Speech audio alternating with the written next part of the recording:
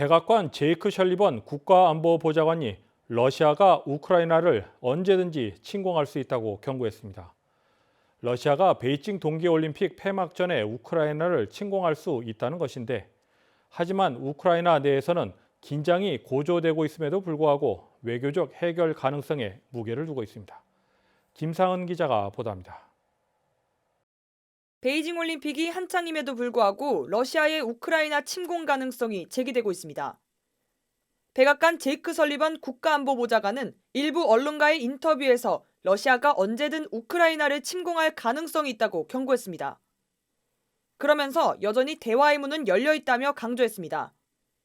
설리번 보좌관은 올림픽이 끝나기 전에 러시아의 우발적 군사활동을 대비해야 한다고 경고했습니다. 미국은 러시아의 침공이 시작되면 군사적 그리고 경제적으로 강력한 조치를 취하겠다고 밝혔습니다. 일각에서는 러시아가 11만 명의 병력을 국경지대에 집결했다는 점에서 러시아의 푸틴 대통령이 사실상 우크라이나의 침공 결심을 굳혔다고 전망하고 있습니다. 한편 우크라이나는 상황을 있는 그대로 평가하고 있으며 외교적 해법을 찾을 가능성이 크다는 입장입니다. 여전히 국제사회에서 긴장감이 이어지는 가운데 러시아가 어떤 태도를 보일지 주목되고 있습니다. KTN 뉴스 김상은입니다. 다음은 한인사회 소식입니다. 애틀랜타 조지아 한인상공회의소가 2023년 열리는 제21차 세계 한상대회를 애틀랜타에서 개최하기 위해 활발한 유치 활동을 전개하고 있습니다. 지난 주말 동안 애틀랜타 조지아 한상인은 재외동포재단 개최지 실사단과 함께 존 오서프 연방상원의원과 라펜스퍼거 조지아 주 내무부 장관 등과 회동을 갖고 협력을 당부했습니다. 애틀랜타 조지아 한인상공회의소는 2023년 미주에서 열릴 예정인 제21차 세계 한상대회 유치활동을 펼쳤습니다.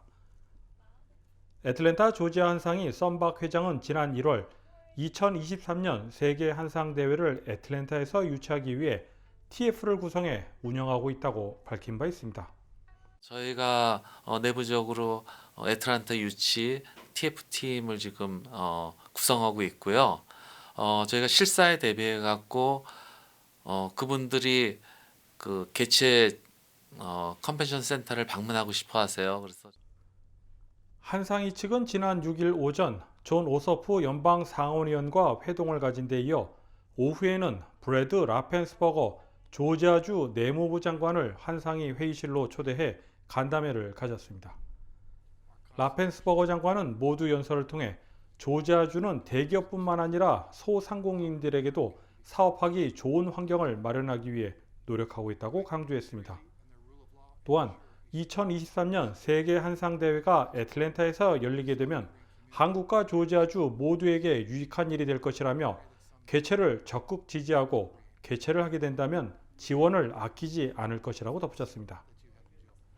재외동포재단 이사인 정광일 실사단 대표는 내년 세계 한상대회 개최 후보지를 언급하며 실사단 방문 배경에 대해 소개했습니다. 저희는 미국의 대회를 할 장소로 뉴욕, 아틀란타, 달라스 그리고 캘리포니아의 스테이트의 오렌지 카운티 4곳 도시 중에서 한 곳을 결정하려고 합니다. 정광일 실사단 대표는 모두 발언 말미에 2023년에 다시 만날 것을 기약하자고 말하자 참석자들은 박수로 화답했습니다. 내년 2023년 10월에 다시 만날 수 있을 것을 기약하겠습니다. 감사합니다. 제21차 세계 한상대회 개최지 실사단은 7일 귀내 상공회의소를 비롯해 개최 장소를 둘러본 후 다음 개최 후보지로 출발했습니다. 한편 재외동포재단 실사단은 개최 후보지를 모두 방문해 조사한 후 오는 4월 중국에서 열리는 운영위원회에서 최종 개최 후보지에 대한 투표를 실시할 것으로 알려졌습니다. KTN 뉴스 스티븐입니다. 연방 하원은 중국 견제에 초점을 맞춘 미국 경쟁 법안을 통과시켰습니다. 이에 중국은 내정 간섭이라며 강하게 반발하고 나섰습니다. 김상은 기자가 보도합니다. 중국 외교부는 현지 시간으로 지난 7일 정례 브리핑을 통해 연방 하원이 통과시킨 미국 경쟁법안 통과를 비판했습니다.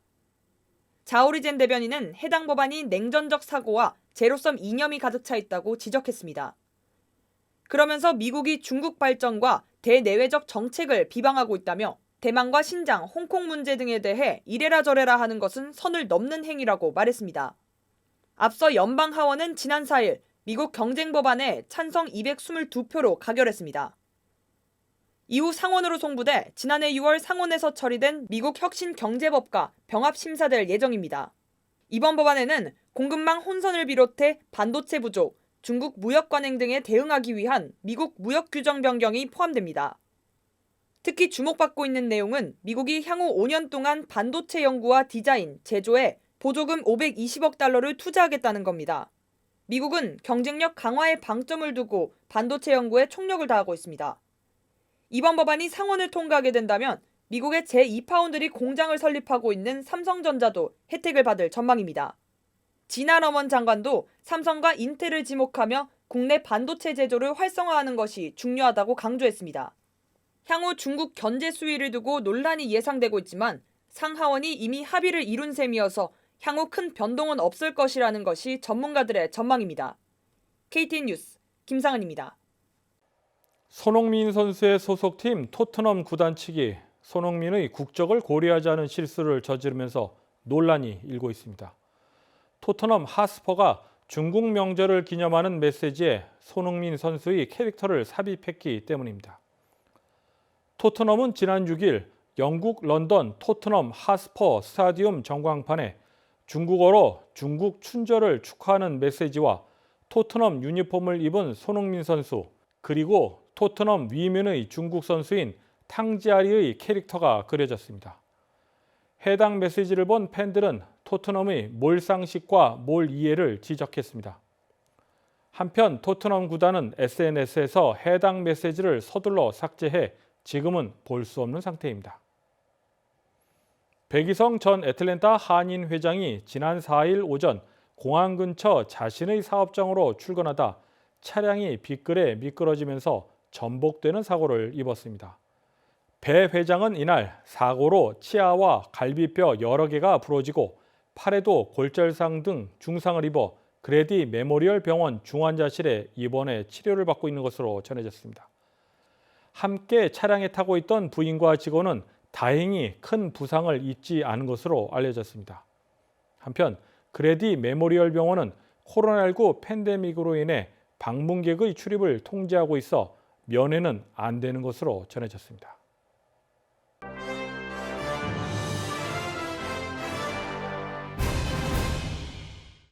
캐나다 수도 오타와를 중심으로 토론토와 밴쿠버까지 백신 접종 의무화를 반대하는 대규모 시위가 연일 벌어지고 있습니다.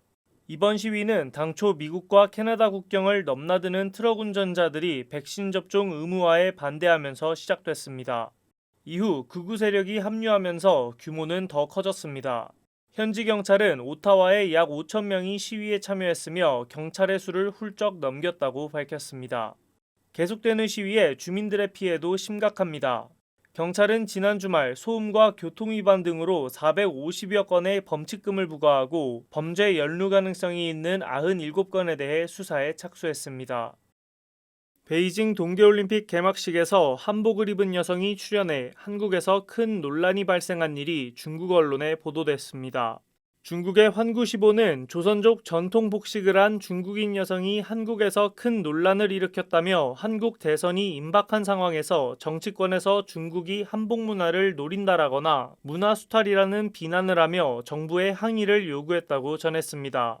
신문은 한국의 일부 정치인들과 민족 정서를 선동하는 학자들이 뒤따라 선전했다면서 한복은 한국의 대표적인 문화라는 것을 의심할 사람은 아무도 없다 등 한국 당국자들의 발언을 전했습니다. 미국에서 태어난 중국 피겨스케이팅 대표 선수 주희가 올림픽 첫 경기에서 넘어졌다는 이유로 조롱을 받고 있습니다. 주희는 로스앤젤레스의 중국계 이민자 가정에서 태어나 2018년 중국 대표팀에 합류하기 위해 미국 국적을 포기했습니다. 생애 첫 올림픽 출전에 긴장한 탓인지 주희는 첫 컨비네이션 점프부터 넘어졌고 이후 여러 실수가 이어졌습니다. 결국 개인 점수 최하위를 기록했고 3위였던 중국 순위는 5위까지 떨어졌습니다. 중국 누리꾼들은 수치스러운 일이라며 비난을 쏟아냈고 특히 주위가 중국어를 잘 못한다는 점을 강조해 비꼬았습니다. 한편 CNN은 중국 정부가 메달 집계를 국력의 상징으로 여기고 있는 탓에 중국 선수들이 좋은 성적을 내야 한다는 부담감을 안고 있다고 보도했습니다.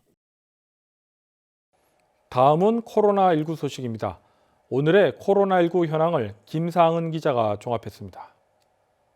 2월 7일 오후 2시 50분 기준 미국 내 코로나19 누적 확진 환자는 7,814만 5,843명, 누적 사망자는 92만 6,890명입니다.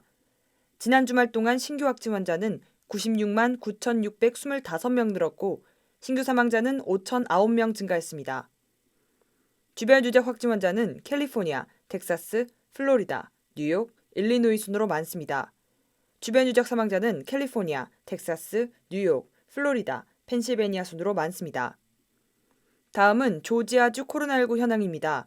오후 2시 50분 집계에 따르면 조지아주의 누적 확진 환자는 187만 6,971명, 누적 사망자는 2만 8,009명으로 집계됐습니다. 신규 확진 환자는 9,294명 늘었고 신규 사망자는 128명 늘었습니다. 다음은 카운티별 집계입니다. 풀턴 카운티 누적 확진 환자 17만 8,959명, 누적 사망자는 1,833명입니다. 지난 주말 동안 신규 확진 환자는 882명 늘었고 신규 사망자는 12명 늘었습니다.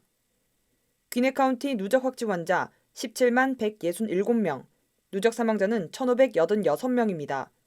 신규 확진 환자는 761명 늘었고 신규 사망자는 8명 증가했습니다. 이상 오늘의 코로나19 현황이었습니다. 이상으로 KTN 뉴스를 모두 마칩니다. 시청해주신 여러분 고맙습니다.